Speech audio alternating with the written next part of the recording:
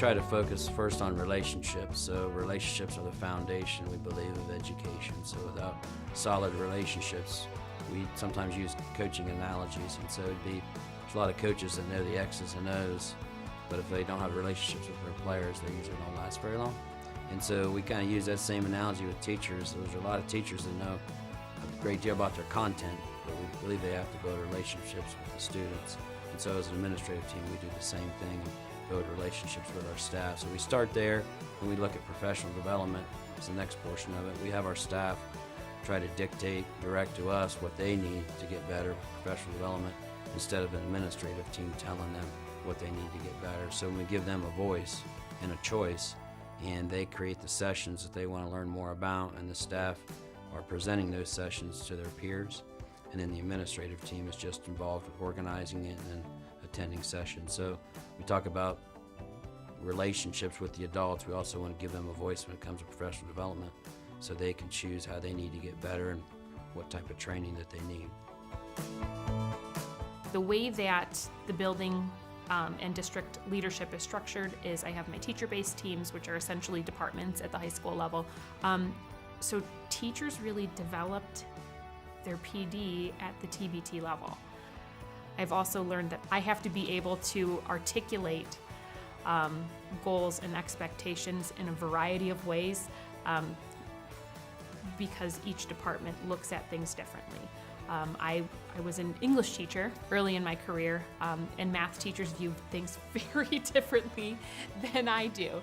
So learning how to articulate those things really clearly has become super important, because if I'm not clear, they're not going to be able to navigate the process. So I go back and I meet with each department while they develop PD and they develop their goals, and give feedback as to, yes, this will work, no, this won't. But it is very much a partnership. So every single department in my building, as much as we were working to achieve the same goal, they all did it differently. I guess I began in that shift between when principals were managers and when we started having to be instructional leaders.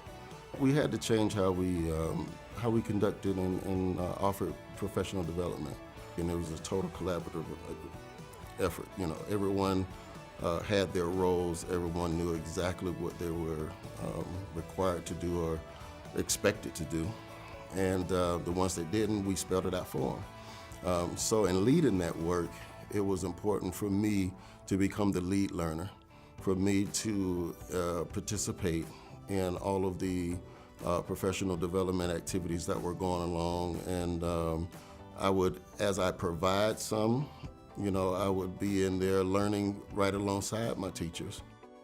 A priority for me to set conditions where teachers can rise into leadership roles and where I am present and supportive, but not the one who's talking all the time in a meeting, for example. So, in the 5 years that I've been in this building, we've definitely seen an increase in that, and I think that the ownership over what happens is far enriched by me doing that. And part of that, how do I cultivate that, is about looking for a work-life balance, looking for, what am I trying to get out of work? What am I trying to get out of being a principal? And really getting the I as far away from that as possible. Not needing it to be about what I accomplish, what my rating is, what people think of the work I do as building leader.